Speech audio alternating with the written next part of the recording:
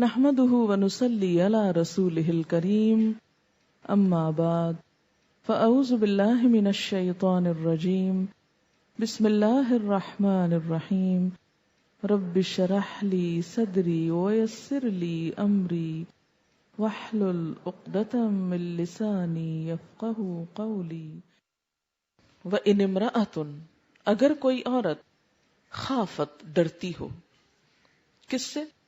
من بالہا اپنے شوہر سے، اپنے شوہر کے بارے میں ڈرتی ہو اس کی دو باتوں سے، نشوزن سرکشی سے، بدسلوکی سے، مثلا مار کٹائی کرتا ہے، بد اخلاقی برتتا ہے، زیادتی کرتا ہے، چھوٹی چھوٹی بات پر بہت غصہ کرتا ہے، او اعراضن یا بے رخی کرتا ہے، روٹھ جاتا ہے، چھوٹی چھوٹی بات پہ بولنا چھوڑ دیتا ہے۔ اب عورت کیا کرے؟ کب تک نبھائے؟ کب تک ڈانٹ کھائے؟ کب تک بے رخی برداشت کرے؟ کہاں جائے؟ ایسی عورت کو کیا کرنا چاہیے؟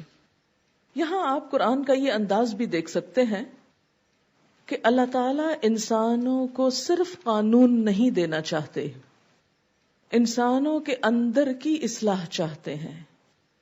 صرف معاشرے کے ایک حصے کو ہی نہیں نوازنا چاہتے، سب کا بھلا چاہتے ہیں، سب کا فائدہ، اور معاشرے کے کمزور طبقات کے حقوق دیے بغیر عورتوں کو بھی ان کا حق صحیح طور پر نہیں دیا جا سکتا، کیونکہ معاشرے کے مختلف افراد ایک دوسرے سے جڑے ہوئے ہوتے ہیں، ایک دوسرے سے ملے ہوئے ہوتے ہیں۔ بالکل ایسے ہی انسانی معاشرے کو جیسے ایک جسم سے تعبیر کیا گیا۔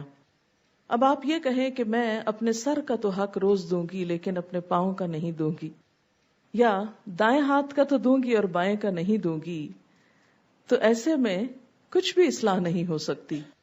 جب آپ اپنی بھلائی چاہتے ہیں تو ہیڈ ٹو ٹو پورے جسم کی بھلائی آپ کو سوچنی ہوگی۔ مثلاً آپ دیکھیں کہ اس وقت دنیا میں جیسے امن و امان کو خلل ہے، تو اگر ہم کسی ایک خاص خطے میں امن قائم رکھنا چاہتے ہیں اور باقیوں کو اگنور کر دیتے ہیں تو کیا ہوگا؟ امن قائم نہیں ہو سکتا۔ اسی طرح اگر ہم معاشرے کے کچھ افراد کو تو حق دینا چاہتے ہیں اور باقیوں کو چھوڑ دینا چاہتے ہیں تو ایسا معاشرہ کبھی بھی پرامن نہیں ہو سکتا۔ ایک خاندان کے اندر ایک شخص کو تو حق مل رہا ہے اور دوسرا محروم ہے تو اس خاندان میں کبھی خوشیاں نہیں ہو سکتی۔ کسی بھی کپل میں اگر صرف مرد کو حقوق مل رہے ہیں اور عورت محروم ہے تو ان دونوں کے آپس کے تعلقات درست نہیں ہو سکتے۔ اس میں ہوتا ہے کہ عموماً جو طاقتور ہے وہ تو اپنا حق چھین کے بھی لے جاتا ہے، لیکن کمزور کو دلوایا جاتا ہے۔ اور اگر ہم بطور عام قرآن کا مطالعہ کریں تو یہ بات سامنے آتی ہے کہ کمزوروں کے حقوق کا خاص طور پر لحاظ رکھنے کا حکم ہے۔ آپ صلی اللہ علیہ وسلم اپنی وفات سے قبل جو آخری باتیں فرما رہے تھے ان میں سے ایک تلقین کیا تھی کہ عورتوں اور غلاموں کے بارے میں خاص طور پر اللہ سے ڈرنا۔ کیا آپ کو اندیشہ تھا کہ ان کے حقوق مارے جائیں گے، کہ معاشرے کا ایک کمزور حصہ ہے؟ انسانی معاشرے میں کبھی حالات ایک جیسے نہیں رہتے۔ شوہر اور بیوی کا تعلق بھی اسی طرح اونچ نیچ کا شکار ہوتا رہتا ہے۔ کبھی ایک فریق خوش ہے تو دوسرا ناراض ہے، کبھی دوسرا خوش ہے تو پہلا ناراض ہے، کبھی ایک اپنی ذمہ داری پوری کر رہا ہے اور دوسرا غافل ہے، اور کبھی وائس ورثہ۔ دونوں کے تعلقات میں اتار چڑھاؤ آتا رہتا ہے۔ انسان صرف گوشت، ہڈی اور خون سے بنا ہوا نہیں، انسان کے اندر لطیف احساسات اور جذبات بھی ہیں جو مختلف اوقات میں تبدیل ہوتے رہتے ہیں۔ تمام جذبات کا مرکز دل ہے۔ دل کو عربی میں قلب کہتے ہیں۔ قلب کا معنی ہوتا ہے الٹ پلٹ ہونا۔ انسان کا دل الٹ پلٹ ہوتا رہتا ہے، اور یہ تمام انسانوں کے ساتھ ہے۔ اگر آپ دیکھیں اپنے بچپن کو تو اس وقت آپ کی پسند کچھ اور تھی۔ ایک بچہ دنیا میں سب سے زیادہ اپنی ماں کو چاہتا ہے، اس کی طرف دوڑ دوڑ کر جاتا ہے ہر خوشی اور غم کے وقت. لیکن آپ نے دیکھا کہ بچے جب بڑے ہوتے ہیں، ٹین ایج میں آتے ہیں، تو ماں باپ کا رول ان کے لیے سیکنڈری ہو جاتا ہے. اب ان کے دوست اور معاشرہ ان کے لیے زیادہ امپورٹنٹ ہو جاتا ہے. پھر وہ عمر گزرتی ہے، شادی ہوتی ہے، پھر خاندان اہم ہونے لگتا ہے. شادی کے ابتدائی دنوں میں شوہر اور بیوی آپس میں ایک دوسرے کے لیے اٹریکشن محسوس کرتے ہیں. جب بچے ہو جاتے ہیں تو ان کی پرائرٹی پھر اپنی ذات سے زیادہ ان کے بچے ہو جاتے ہیں. پھر جب انسان بڑھاپے کی طرف قدم رکھتا ہے پھر اس کی پرائرٹیز بدل جاتی. زندگی کے مختلف حصوں میں انسان کی سوچ بدلتی رہتی ہے. یہ ایک بالکل نیچرل سی چیز ہے، اور بدلتے حالات، بدلتے اوقات، بدلتی سوچوں کو اکوموڈیٹ کرنا ضروری ہوتا ہے. شوہر اور بیوی کے تعلقات ہمیشہ خوشگوار نہیں رہ سکتے، اس میں اتار چڑھاؤ آتا رہتا ہے. لیکن چونکہ اسلام اس تعلق کو محض لذت یا شہوت کی بنیاد پر قائم نہیں کرتا، نکاح کی بنیاد پر قائم کرتا ہے. دونوں کو ذمہ داریاں بھی دیتا ہے، حقوق بھی دیتا ہے. اسلام میں شادی کا تصور یہ نہیں کہ جب تک اٹریکشن ہے اکٹھے رہو، جب ختم ہو جائے تو الگ ہو جاؤ. نہیں، کیونکہ بنیاد صرف اٹریکشن نہیں، بنیاد ایک نئے خاندان اور انسانیت کی تعمیر ہے. اکثر ایسا بھی ہوتا ہے کہ ابتدا میں انڈرسٹینڈنگ نہیں ہو پاتی، جو وقت گزرتا ہے ہوتی چلی جاتی ہے، ایک دوسرے کو سمجھنے لگتے ہیں. اس لیے شوہر اور بیوی کے درمیان جب اختلافات ہوں، تلخ دن آئیں، تو حل یہ نہیں بتایا گیا کہ دونوں ایک دوسرے کو چھوڑ جائیں، ایک دوسرے کو کاٹ دیں، ایک دوسرے سے الگ ہو جائیں. نہیں، بلکہ سخت سے سخت مرحلوں پر بھی ایک دوسرے کو سمجھنے کی کوشش کریں. پیچھے سورۃ النساء میں آپ پڑھ چکے ہیں کہ واللاتی تخافون نشوزہن، وہ عورتیں جن کی سرکشی کا تمہیں خوف ہو. تو یہ نہیں کہا کہ ان کو کاٹ کے پھینک دو، طلاق دے کے کک آؤٹ کر دو، گھر سے نکال دو. نہیں، کیا فرمایا؟ فعظوہن، انہیں سمجھاؤ. اور بعض کون سی نصیحت ہوتی ہے؟ جو دل میں اتر جائے، پوری خیر خواہی کے ساتھ. نہ سمجھیں تو کیا کرو؟ ان کو اگنور کرو، بے رخی تھوڑی اختیار کرو، شاید اب پلٹ آئیں، اصلاح ہو جائے. اسی طرح یہاں اب یہ بتایا گیا کہ اگر ایک عورت اپنے شوہر کی بے رخی سے، بدسلوکی سے ڈرتی ہو تو وہ کیا کرے؟ کیا وہ بھی گھر چھوڑ کے چلی جائے، معصوم بچوں کو چھوڑ دے، اپنا حق لیتے لیتے دوسرے لوگوں کے حقوق ختم کر دے؟ اسلام نے یہ نہیں سکھایا کہ وہ اس سے طلاق لے لے. اگرچہ خلا کا راستہ رکھا، لیکن پھر بھی معاشرے کی مجموعی بہتری کے لیے یہاں کیا سکھایا جا رہا ہے کہ کوئی حقوق کی کمی بیشی کر کے آپس میں کوئی راضی نامہ ہی رکھیں. کیونکہ عورت دوسری آپشن سوچے، اگر وہ طلاق لے لیتی ہے تو اس کے بچوں کا کیا ہوگا؟ وہ ایک چھوٹے مسئلے کے حل کے لیے ایک بڑے مسئلے میں گرفتار ہو جائے گی. تو یہ عقل مندی کی بات نہیں ہوتی کہ چھوٹے مسئلے کے حل سے بڑے مسئلے کھڑے کر لیں آپ، یا ناقابل حل مسائل شروع کر دیں آپ. آپ دیکھیں کہ بعض اوقات ہمیں کسی سے چھوٹی سی تکلیف پہنچتی ہے تو ہم کیا کرتے ہیں؟ اسے گالی دے ڈالتے ہیں. کیا ہوتا ہے؟ وہ دوسرا 2 دیتا ہے، آپ اسے 1 لگاتے ہیں، وہ 2 مارتا ہے آپ کو، اور نتیجہ کہاں جا پہنچتا ہے. تو بہتر نہیں تھا وہ جو پہلے چھوٹی سی بات تھی اسے سب کڑوا گھونٹ پی جاتے، صبر کر لیتے. اللہ صبر کرنے والوں سے محبت رکھتا ہے.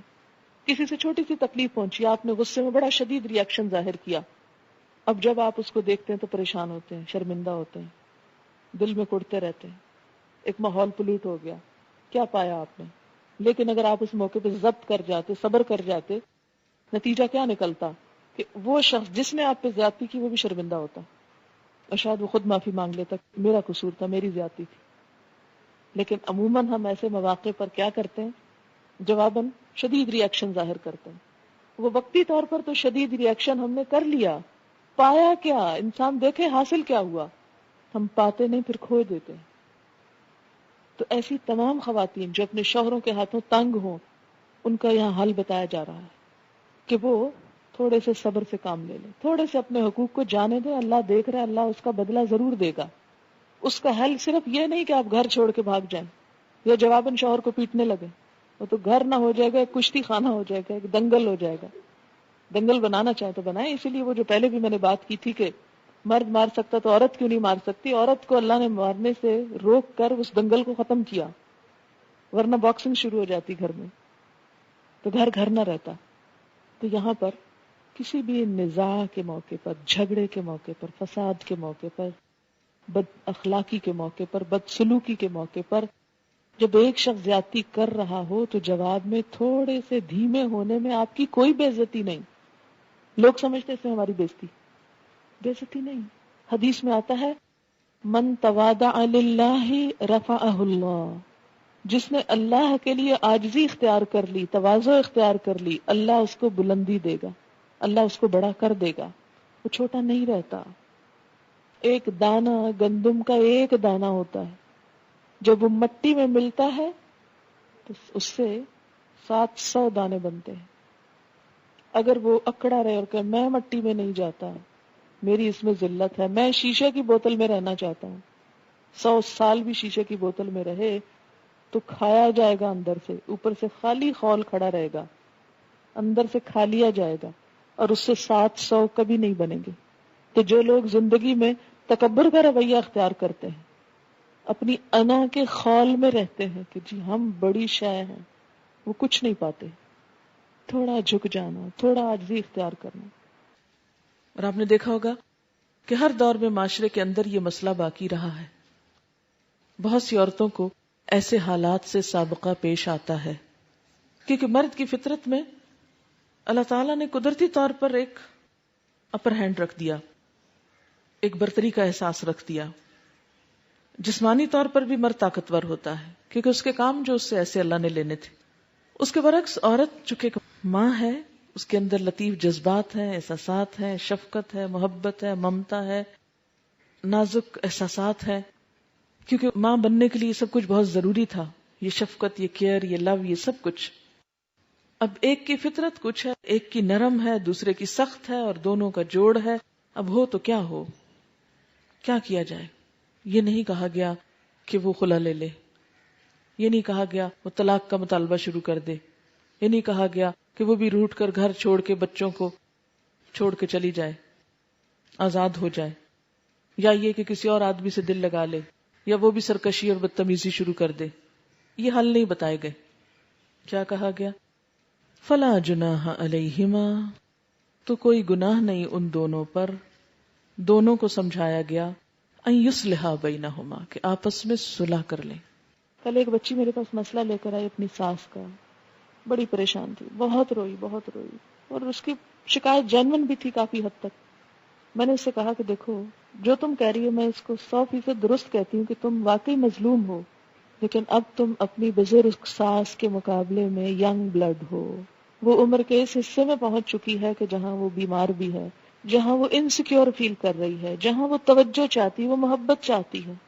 اس کی میموری بھی خراب ہو چکی ہے. اب تم اس سے اگر توقع کرو کہ وہ قربانی کرے، وہ اپنی زیادتیوں کو چھوڑ دے، بی پی اس کا ہائی ہے، بیماریاں اس کو کئی لگ چکی ہیں، وہ بیچاری اپنے آپ سے بیزار بیٹھی اس وقت، اس سے تم کیا قربانی چاہتی ہو؟ اس وقت تمہاری عمر ہے قربانی دینے کی.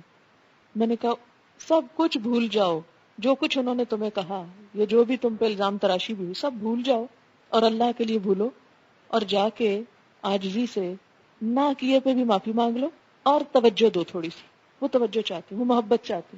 آپ دیکھیں کہ جب وہ بوڑھے ہو جاتے ہیں نا، جسمانی طور پر ان میں کوئی کشش نہیں رہتی، نمبر 1. نمبر 2، اخلاقی طور پر بھی عموماً بوڑھوں میں کشش نہیں رہتی کہ وہ بہت بولنا شروع کر دیتے ہیں، بد زبانی کرتے ہیں، چڑچڑے ہو جاتے ہیں، بیمار ہو جاتے ہیں، بد اخلاق ہو جاتے ہیں. بد اخلاق شخص میں کیا ہے؟ کوئی کشش نہیں، کوئی اس کے پاس پھٹکنا نہیں چاہتا، حتیٰ کہ اپنی اولاد بھی نہیں پاس لگنا چاہتی. وہ بیچارہ اپنے لیے خود ایک جہنم تیار کر چکا ہے، لیکن وہ مجبور ہے، کمزور ہے. اب اسے ہیلپ کرنا ہے، اسے نکالنا ہے اس سے باہر. تو ترس کرو اس بوڑھے انسان پہ جو اس کنڈیشن کو پہنچ چکا ہے. اسے اپنے مقابلے پہ لا کے مت سوچو، اپنی ریزننگ، اپنا انٹلیکٹ اور اپنی عقل مندی اور اپنی ہوشیاری اس میں مت پرکھو، مت کمپیئر کرو. تم عمر کے کسی اور حصے میں اور وہ کسی اور حصے میں ہے. میں نے کہا اس کے اندر اب کوئی اٹریکشن نہیں. نہ جسمانی، اس عورت میں پھر شوہر کی وجہ سے بھی عورت انسیکیور فیل کرتی کہ اب میرے اندر جسمانی اٹریکشن نہیں رہی، شوہر مجھ سے بے نیازی کر رہا ہے، میرے اندر وہ اخلاق ہے، وہ اسٹیمنا نہیں رہا، میں بیمار ہوں، مجھے توجہ نہیں دی جا رہی. وہ ایسی نفسیاتی مریض ہو جاتی ہے اس عمر میں پہنچ کر کہ اس کا اور کہیں بس نہیں چلتا تو بہو ہی بیچاری جو گھر میں نظر آتی ہے اسی کے اوپر ہی سارا وار شروع کر دیتی. اب کیا کرنا ہے؟ اب کسی کو تو ہمت کرنا ہے نا ایک بیمار انسان سے نبٹنے کے لیے جو نفسیاتی بیمار بھی ہے جسمانی بیمار بھی ہے. آپ خدا کی خاطر اس شخص کے ساتھ حسن سلوک کریں, صرف اللہ کی خاطر, یک طرفہ دل جیتیں اس کا, اسے محبت میں. ساس کے ساتھ معاملہ کرنے کا واحد طریقہ اس کو توجہ دینا, یہ دیکھنا کہ یہ توجہ چاہتی. آپ توجہ دیں گے, آپ محبت دیں گے, اور ڈانٹ کھا کے بھی محبت دے دیں گے تو آپ کا کچھ نہیں جائے گا, گھر کا ماحول ٹھیک ہو جائے گا. اور جب آپ کھینچا تانی شروع کرتے ہیں اس نے ایسا کیوں کہا, فلاں موقع پہ ایسا کہا, فلاں جگہ میری یوں بےزتی کر دی, فلانی جگہ یوں بول پڑ, معذور سمجھیں اس کو اور بھلا دیں. ورنہ اس کشمکش کا کچھ نتیجہ نہیں. نتیجہ یہ کہ آپ بھی نفسیاتی پاگل ہو جائیں گے. بہت سی نوجوان لڑکیاں پاگل پن کے دورے پڑنے لگتے ہیں ان پر اس قسم کی کشمکش میں رہ کر. تو اللہ تعالیٰ کیا بتا رہے ہیں, یہاں شوہر کی بات کی گئی, ساس کی تمہیں ضمنی لے آئی. بسا اوقات مردوں کے اندر ایسا پاگل پن ہوتا ہے, فرمایا ان امرأۃ خافت من بالها نشوزا او اعراضا, کہ شوہر توجہ نہیں دے رہا یا سرکش ہے, بدسلوکی کرتا ہے, تو بھی عورت صرف یہ نہ سوچے کہ میں اس سے الگ ہو جاؤں. اگر ہو جائے, کل شام ایک ٹیلی فون مجھے آیا, اس میں بالکل ایگزیکٹلی یہی مسئلہ تھا ایک عورت کا, تو مجھے کیا کرنا چاہیے. دونوں خرابیاں شوہر میں, نشوز بھی ہے اعراض بھی ہے, کہ بات کرتا ہے تو بد اخلاقی سے, ورنہ روٹ جاتا اور کئی دن بات نہیں. کیا کرے عورت, ہے پریشانی. اب بچے ہیں اس عمر کو پہنچ گئے, یعنی ایسی تعلیم کی عمر ہے, تو میں نے کہا کہ دیکھو دو ہی حل ہو سکتے ہیں نا. ایک تو یہ ہے کہ تم اس سے الگ ہو جاؤ, بڑا آسان ہے, کٹ ختم. اب دیکھو کہ اس کے بعد جو مسائل آنے والے ہیں, بچوں کی تعلیم ہے, ان کی فیس ہے, ان کی جذباتی ضروریات ہیں, ان کو باپ چاہیے, ان اینی کیس چاہیے. اب کیا کرو گی تم؟ وہ سارے مسائل جو اس مرد کی غیر موجودگی میں پیش آنے والے ہیں, اگر وہ زیادہ بڑے ہیں اس بد اخلاقی سے, تو پھر اس پہ صبر کر لو. اور اگر وہ مسائل چھوٹے ہیں تو آگے اللہ تعالیٰ یہ حل بتاتے, پھر الگ ہو جاؤ, مت جلاؤ اپنے آپ کو. تو 3 حل بتائے گئے ان آیات میں. پہلا حل فلا جناح علیہما ان یصلحا بینہما صلحا, کوئی حرج نہیں کہ اگر وہ آپس میں اپنے حقوق کی کمی بیشی پر کچھ صلح کر لیں, دونوں طرف سے حکم مقرر کر کے کچھ قربانی کر لیں. اور اس میں بھی صرف عورت کو نہیں کہا جا رہا, دونوں کو کہا جا رہا ہے اصلاح کرو. والصلح خیر, اصلاح بہتر ہے, صلح بہتر ہے. لیکن صلح کیوں نہیں ہو پاتی؟ وَأُحْضِرَتِ الْأَنفُسُ الشُّحَّ, نفس بخیلی کی طرف زیادہ مائل ہوتے ہیں, خود غرضی. شح بخل کی ایک قسم ہے, اور یہ ذرا شدید ہے, خود غرضی کے معنوں میں یہاں ہے. فرمایا کہ وَإِنِ امْرَأَةٌ خَافَتْ مِنْ بَعْلِهَا نُشُوزًا أَوْ إِعْرَاضًا, اگر کوئی عورت اپنے شوہر کی بدسلوکی یا بے رخی سے ڈرتی ہے, اس کا شکار ہے. نشوز سرکشی, کہ شوہر سختی کرتا ہے, او اعراضاً یا بے رخی کرتا ہے, اس کی طرف توجہ نہیں دیتا, وہ اس کے علاوہ کسی اور کی طرف مائل ہے, تو اب یہ عورت کیا کرے؟ فرمایا فلا جناح علیہما, تو کوئی گناہ نہیں, کوئی حرج نہیں ان دونوں کے لیے, ان یصلحا بینہما صلحا, کہ وہ صلح کر لیں, آپس میں صلح کرنا. لیکن یہ صلح کیسے ہوگی؟ کچھ باہم حقوق کی کمی بیشی کے طریقے پر. والصلح خیر, اور صلح ہی بہتر ہے. یہ کن حالات میں ہوتا ہے؟ عموماً شوہر کی بے رخی عموماً کب ہوتی ہے؟ اس وقت جب مثلاً ایک شوہر کی 2 بیویاں ہیں, یا شوہر دوسری شادی کرنا چاہتا ہے اور پہلی بیوی سے بیزار نظر آتا ہے, یا اس کے ساتھ اس کی بعض زیادتیوں کی وجہ سے اس پر سختی کرتا ہے, یا مثلاً بیوی جسمانی اعتبار سے شوہر کے حقوق ادا کرنے کے قابل نہیں, بیمار ہے, اور بیماری بھی اس قسم کی ہے کہ بالکل اپاہج ہو گئی ہے مثلاً, یا دماغی توازن کھو بیٹھی ہے, یا بد زبان ہے, کوئی بھی کمی, کوئی بھی ایسی چیز جو شوہر کو بیوی کی طرف سے بدگمان کر دے, بے رخی پر آمادہ کر دے, یا سختی پر مائل کرے, تو اب کیا وہ اس عورت کو بس چھوڑ دے؟ عموماً آپ دیکھیے کہ کیا ہوتا ہے, کہ جب ایک شوہر کی مثلاً پہلا کیس کہ 2 بیویاں ہیں اور دونوں میں بہت فرق ہے، کیونکہ ہر 2 انسان مختلف ہوتے ہیں. بعض اوقات بعض کے مزاج آپس میں بہت مل جاتے ہیں، بہت انڈرسٹینڈنگ ہوتی. بعض اوقات یہ ہوتا ہے کہ ایک بیوی کئی سال سے رہ رہی ہے، اس کے ساتھ اتنی مفاہمت نہیں، نئی آنے والی کے ساتھ زیادہ مفاہمت ہے.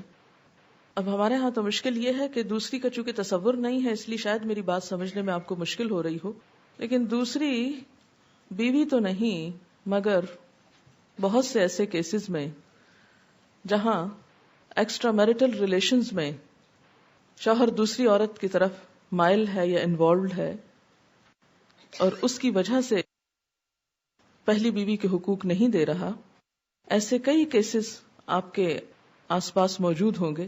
آج صبح ہی ایک خط مجھے موصول ہوا ہے جس میں ایک بچی نے اپنے پیرنٹس کے درمیان ہونے والے جھگڑے کا پریشانی میں ذکر کیا ہے، اور وہ بچی یہ لکھتی ہے کہ میرے والدین کی زندگی ایک آئیڈیل زندگی تھی اور کئی سال تک ہم نے باہم ان کے اندر بہت موافقت دیکھی، لیکن کچھ عرصے سے، کچھ سالوں سے میرے والد نے میری ماں کے سب حقوق دینا چھوڑ دیے اور وہ اس خاتون میں انٹرسٹڈ ہیں اور آلموسٹ 8-9 لاکھ روپیہ اس پر خرچ کر چکے ہیں.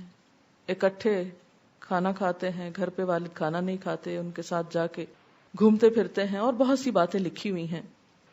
اور پہلی بیوی کی طرف سے یا اپنی بیوی کی طرف سے بالکل بے رغبت ہو چکے ہیں.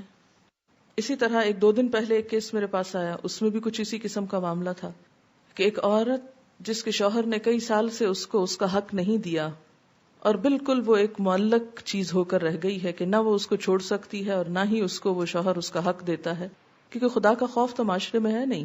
یہ تو کسی کو احساس نہیں کہ اس سے پوچھا جائے گا، اس سے سوال کیا جائے گا. تو ایسی صورت میں ان کو کیا کرنا چاہیے؟ یہ مسائل روز روز جڑ پکڑتے جا رہے ہیں. ایک اور ہی ریسنٹلی مجھے خط ملا ہے کہ جس میں بتایا گیا کہ مثلاً امریکہ میں اس وقت مسلم فیملیز کے درمیان بھی طلاق کا ریشو آلموسٹ وہی ہے جو نان مسلمز میں ہے، آلموسٹ دا سیم.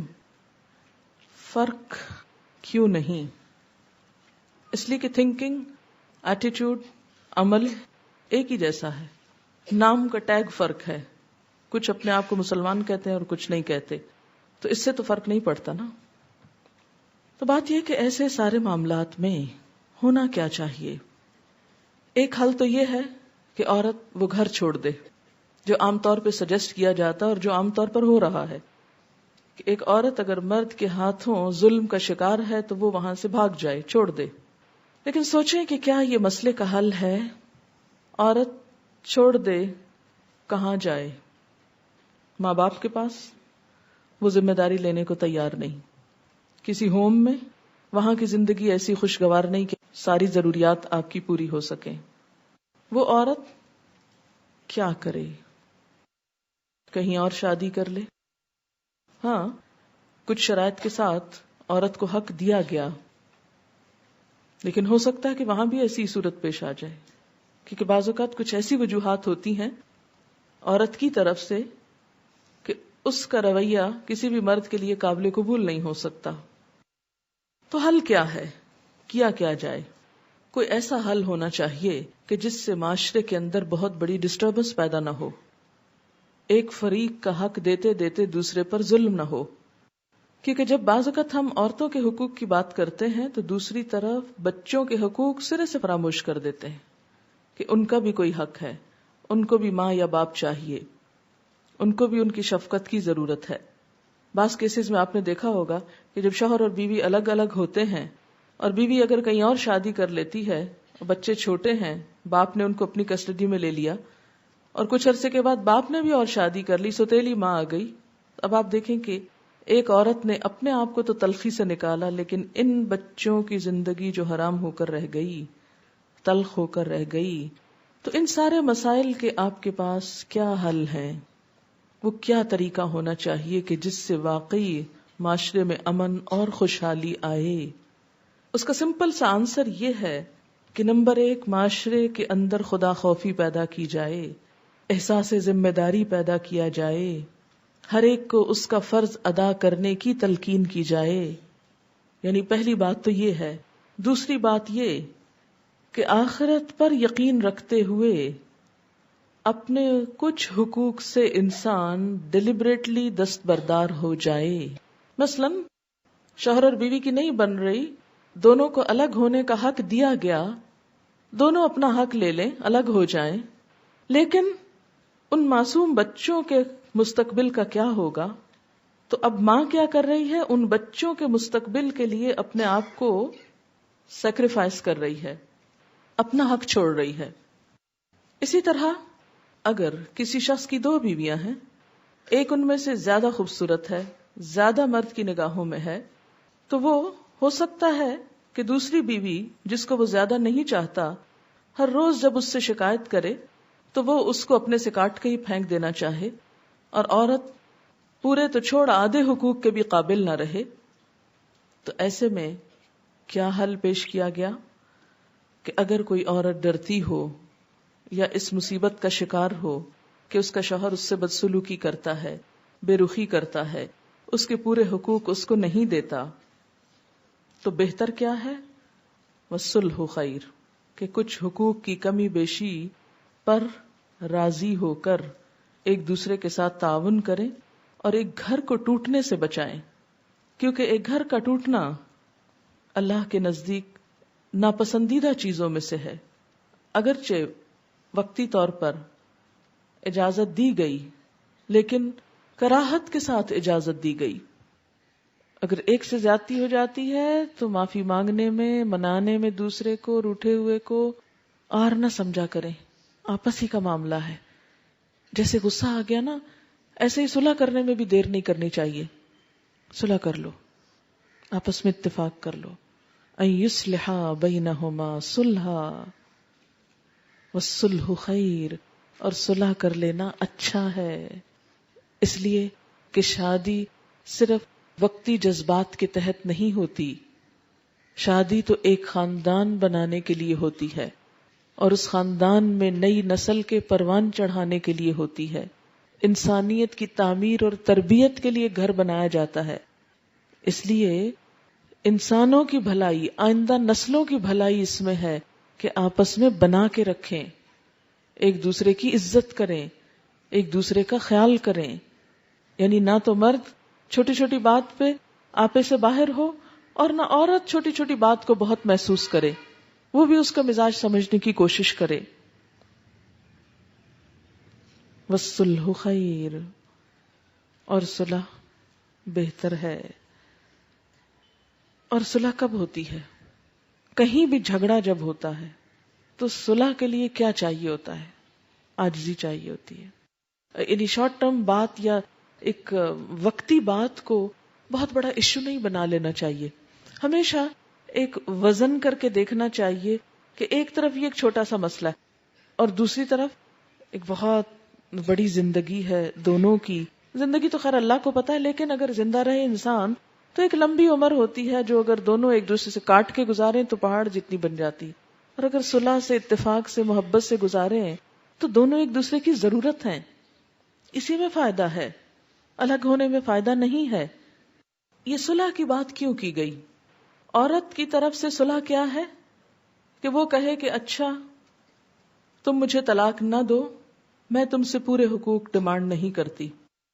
اور اسی طرح شوہر کی طرف سے کیا کہ وہ ظاہر میں جو حقوق دیے جا سکتے ہیں ان حقوق کو ادا کرتا رہے. مثلا نان نفقے کے بارے میں فرق نہ کرے، لیکن دل کے جذبات اس پر تو کسی سے بھی پوچھ نہیں، کیونکہ وہ انسان کے بس میں نہیں. تو اب قیامت کے دن ایک شوہر سے جب اس کی 2 بیویوں کے درمیان عدل کی بات ہوگی تو وہ ظاہری معاملات ہی میں ہوگی. جیسا کہ نبی صلی اللہ علیہ وسلم نے بھی فرمایا تھا، اللہم ھذا قسمتی، اے اللہ یہ میری تقسیم ہے. حالانکہ آپ کو اس سے مبرہ قرار دیا گیا تھا کہ اگر آپ نہ بھی عدل کریں تو آپ سے نہیں پوچھا جائے گا، لیکن اس کے باوجود آپ نے عدل کیا اور فرمایا ھذا قسمتی، یہ میری تقسیم ہے جو میں کر سکتا ہوں. فلا تلمنی فیما تملک، اللہ مجھے اس معاملے میں ملامت نہ کرنا، مت پوچھنا جس کا میں مالک نہیں ہوں، یعنی اپنے دل کے جذبات کا. فیما تملک، ان کا تو مالک ہے، ولا املک، اور میں مالک نہیں ہوں. روایات میں آتا ہے کہ آپ صلی اللہ علیہ وسلم عصر کے بعد تمام ازواج مطہرات کے پاس جایا کرتے تھے. بخاری کی روایت ہے. اگرچہ رات گزارنے کی باری الگ الگ تھی، وہ باری تو مقرر ہے، لیکن دل کا تعلق سب سے برابر نہیں. تو اسی لیے اللہ اس کے بارے میں مواخذہ نہ کرنا، اس کے بارے میں نہ پکڑنا. تو ایسے میں کیا ہے کہ ایک عورت شوہر سے پورے حقوق ڈیمانڈ نہ کرے کہ اسے قلبی محبت بھی اتنی ملے جتنی دوسری بیوی کو مل رہی ہے، اور کہے کہ اگر اتنی نہیں تو میں جا رہی ہوں. وہ چلی جائے، نقصان زیادہ ہے جانے میں بنسبت اس کے کہ وہ رہے اور پورے نہیں تو آدھے حقوق پر گزارا کر لے اور اصلاح ہوتی رہے. اور اس میں دراصل تو شوہر کو تلقین کی جا رہی ہے کہ وہ دوسری بیوی یا دوسری شادی کے شوق میں پہلی بیوی کو پوری طرح اگنور نہ کر دے، اس کے حقوق بھی اس کو دیتا رہے. اب آپ کہیں گے کہ وہ دوسری شادی کی کیوں، وہ نہ کرے. یہ کہا جانا چاہیے تھا کہ وہ دوسری طرف مائل ہی نہ ہو، دوسری طرف جائے ہی نہ. اب دیکھیں کہ بعض اوقات ایسا بھی ہوتا ہے کہ ایک عورت ذہنی توازن کھوئے ہوئے ہوتی ہے، یا ایسی نفسیاتی مریض ہوتی ہے کہ ہر وقت صرف شوہر کو ستاتی ہے، یا بعض اوقات بچے نہیں پیدا کر سکتی، یا کوئی اور ایسا سقم ہو سکتا ہے کہ جو اس شوہر کے قابل نہیں وہ عورت. اب آپ دیکھیں کہ آپ آنکھیں بند کر کے صرف عورت کو حق دلوانے پہ تلے ہوئے کہ ہر طرح کی قانونی جکڑ بندیوں کے ساتھ عورت کو تو پورا مل جائے. تو کبھی آپ نے سوچا کہ دوسری طرف اس مرد کا کیا قصور ہے؟ آخر اس کے بھی جذبات ہیں، اس کے بھی احساسات ہیں، اس کو بھی زندہ رہنا ہے.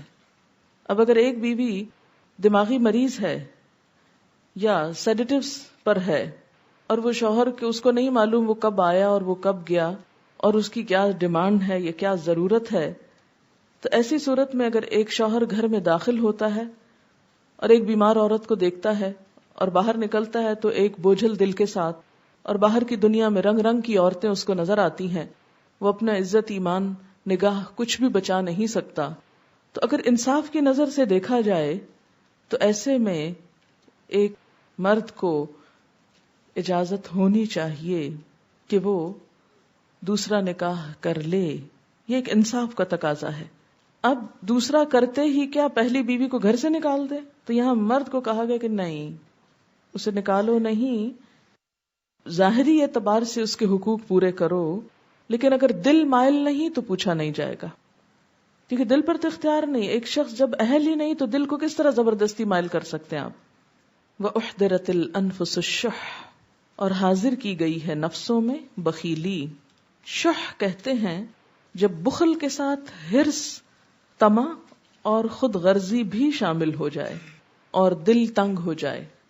شح بخل سے ذرا مختلف ہے. بخل کے ساتھ ساتھ حرص یعنی لالچ، طمع اور خود غرضی بھی شامل ہو، زیادہ اسٹرانگ چیز ہے.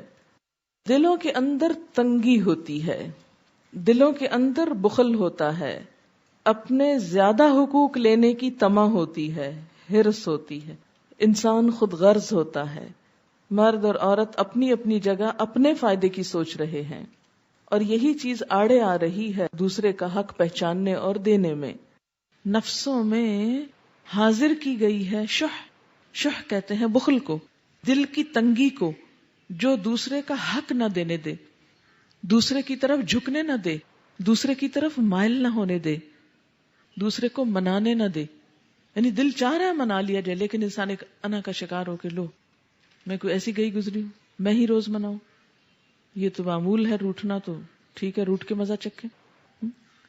چلے ایک دو دن تو کسی کو مزہ چکھائیں، لیکن بہت لمبی ڈال لینا اور کئی کئی مہینوں اور کئی کئی سالوں پہ اور ایک ہی گھر میں رہتے ہوئے بول چال بند، ایک دوسرے کی شکل دیکھنا گوارا نہیں، ایک دوسرے کے ساتھ زیادتی، وہ اس کو موقع ملا وہ اس کے اوپر کیچڑ اچھال رہا، وہ اس پہ اچھال رہی. حالانکہ اللہ تعالیٰ نے دونوں کو ایک دوسرے کے لیے کیا قرار دیا؟ ہن لباس لکم وانتم لباس لہن، وہ تمہارا لباس ہے، تم ان کا لباس ہو. یعنی شوہر بیوی کے لیے کیا ہے؟ اس کا لباس ہے. اگر بیوی اس کی برائیاں کرتی ہے، اس پہ چھینٹے پھینک رہی ہے، اس پہ کیچڑ اچھال رہی ہے، تو وہ اپنا لباس داغدار کر رہی. اور اسی طرح بیوی کیا ہے؟ شوہر کا لباس ہے، اس کی عزت ہے، وقار ہے، اس کا سکھ ہے، چین ہے، زینت ہے. اور اگر وہ دوسروں کو بھری محفل میں بیٹھ کے اس کی برائیاں کر رہا ہے، لوگوں کے سامنے اس کو بدنام کر رہا ہے، تو اس کا نہیں، اپنا ہی بگاڑ رہا ہے، اپنے اوپر کیچڑ پھینک رہا ہے. تو اس معاملے میں دونوں ہی کو احتیاط برتنے کی ضرورت ہے. والصلح خیر، بنا کے رکھو، اسی میں بھلائی ہے، اسی میں عزت ہے، اسی میں بچوں کا مستقبل ہے، اسی میں دین ایمان کی عزت و عصمت کی حفاظت ہے، اسی میں خاندان والوں کے لیے بھی سکھ اور چین ہے. لیکن انسان کا نفس اس بات پر کم آمادہ ہوتا ہے اور صلح یا منانے کی چھوٹی سی قیمت نہیں دیتا، لیکن اختلاف کی، ناراضگی کی بڑی سزا بھگتنے کو تیار ہو جاتا ہے. یہ دل کی تنگی کی وجہ سے ہوتا ہے نا. کچھ عرصہ پہلے میرے پاس ایک کیس آیا، ایک خاتون اچھی خاصی ایجڈ تھی، کہنے لگی 30 سال ہو گئے ہماری شادی کو اور میرے شوہر نے مجھ کو طلاق دے دی ہے اور میرے بچے جوان ہیں. مجھے دیکھ کے یقین نہ آیا کہ یہ اتنی سوبر سمجھدار خاتون، اس کے ساتھ یہ معاملہ کیسے ہو گیا. کہتی کہ بات کچھ بھی نہیں تھی، روزہ کھلنے کا وقت تھا اور بارش ہو چکی تھی، تو شاید افطار کا سامان یا کچھ اور لینا تھا، تو بچے اپنے بھی اور شاید بھائی کے بھی وہ گاڑی میں چلے گئے اور گیلی جوتیاں لے کے کیچڑ والی دوبارہ گاڑی میں بیٹھ گئے. تو اس بات پہ تھوڑی سی گرما گرمی ہوئی، اختلاف ہوا کہ ایسا کیوں کیا، پھر کسی وقت لے جاتے یا ان کو نہ لے جاتے یا معلوم نہیں، اب مجھے قصہ پورا یاد نہیں. اور چونکہ بھوک لگی ہوئی تھی، افطار سے چند منٹ پہلے کی بات تھی، دعائیں مانگنے کا وقت تھا، تو یہ بات اتنی بڑھی کہ بیٹھے بیٹھے اسی میز پر شوہر نے طلاق طلاق طلاق کہہ کے فارغ کر دیا. کیونکہ انسان جب عمر بڑھتی جاتی ہے نا تو ٹیمپر لوز کرتا جاتا ہے اور اس کی برداشت کم ہوتی جاتی ہے، اور خاص طور پر روزہ رکھ کے افطار کے وقت تو بالکل ہی برداشت ختم ہونے کے قریب ہوتی اور ختم ہو جاتی. تو بسا اوقات چھوٹی چھوٹی باتیں جمع کر کے، اچھا بعض اوقات صرف غلط فہمیاں، بعض اوقات نکلتے نکلتے دفتر جا رہے، نکلتے نکلتے کوئی سخت بات کہہ کے چلے گئے، اچھا پیچھے سارا دن عورت روتی رہی، آج مجھے یہ کہہ دیا. یا گھر آئے، چھوٹی موٹی انبن ہوئی، وہ گئے باہر، رات بھر گھر واپس نہیں آئے، اب وہ ساری رات رو رہی ہے، کوڑ رہی ہے. جلد بازی جذباتیت ہی ہے نا، چھوٹی چھوٹی باتیں مائنڈ کر جانا اور اس کو بڑھا لینا اور اس کو غصہ کرنا، برتن توڑنا، دروازے پٹخانا، بچوں کو مارنا، یہ سب چیزیں کہاں سے جنم لیتی ہیں؟ یہ اس دل کی تنگی سے، اس جذباتیت سے. ایسے موقعوں پر کیا حکم دیا گیا؟ وَإِن تُحْسِنُوا وَتَتَّقُوا فَإِنَّ اللَّهَ كَانَ بِمَا تَعْمَلُونَ خَبِيرًا. اگر تم احسان سے پیش آؤ، خدا ترسی سے کام لو، تو یقین رکھو کہ اللہ تمہارے اس طرز عمل سے بے خبر نہ ہوگا. یعنی اگر تم احسان سے پیش آؤ، دوسرے سے اچھا سلوک کرو، اور آپ کو یاد ہوگا کہ احسان عدل سے بڑھ کے ہوتا ہے. عدل کیا ہوتا ہے؟ انصاف، پورا پورا، جیسا کو کرے ویسا کر دینا. احسان کیا ہے؟ اس سے بڑھ کر. وَإِن تُحْسِنُوا، اگر تم احسان کرو، وَتَتَّقُوا، اور اللہ سے ڈرو، فَإِنَّ اللَّهَ كَانَ بِمَا تَعْمَلُونَ خَبِيرًا، تو بے شک اللہ تعالیٰ ہے ساتھ اس کے جو تم عمل کرتے خبر رکھنے والا. یعنی یہاں 3 چیزیں، ایک ہے دلوں کی تنگی، بخل، حرص، طمع، خود غرضی، ان سب چیزوں سے مل کے دل تنگ ہوتے ہیں. وہ اتنا لوڈ ہو جاتا نا سارا کہ دل میں کوئی خوشی رہتی نہیں. جس شخص کے اندر بخل، حرص، طمع، خود غرضی، سنگ دلی ہو، وہ اس سے بنا کے رکھنا واقعی مشکل کام ہوتا ہے. کھلے دل کے انسانوں کے ساتھ رہنا بہت آسان ہوتا ہے. اچھا، ایک تو یہ کیفیت ہے، اس سے تو روز کھڑاک ہوں گے، روز لڑائیاں ہوں گی. اس کا علاج کیا ہے کہ اس شح کو احسان سے بدلو. عدل نہیں کہا گیا، احسان سے بدلو. احسان کیا ہے کہ اگر کوئی اچھا نہ بھی کرے تو اچھا کرو، اگر دوسرے نے سخت بات کہہ بھی دی تو معاف کر دو. اور صرف معاف نہیں بلکہ اس وقت میں قصور اپنے پہ لے لو، چلے جانے دے اس بات کو، میری غلطی سے ہی، چلے پھر نہیں ہوگا. یہ ہے بہت مشکل، لیکن آپ اس کے فائدے بہت دیکھیں گے. اور جب انسان یہ کہتا ہے نا کہ میرا رب مجھ کو دیکھتا ہے، وہ مجھے اس کی جزا دینے والا ہے، تو انسان بڑی سے بڑی قربانی دینے کو تیار ہو جاتا ہے. اور ایک وقت آتا ہے کہ دوسرا شخص بھی ریئلائز کرنے لگتا ہے. پھر ان تحسن، اگر تم احسان کرو گے، یعنی ان اختلافات، ان لڑائیوں جھگڑوں، نشوز، سرکشی اور بے رخی، اس کا حل کیا ہے؟ صلح اور احسان. اور اس کے لیے کیا ضروری ہے؟ تتقو، اللہ سے ڈرو. جو خدا سے نہیں ڈرتا اس سے کسی خیر کی توقع نہیں پھر ہو سکتی.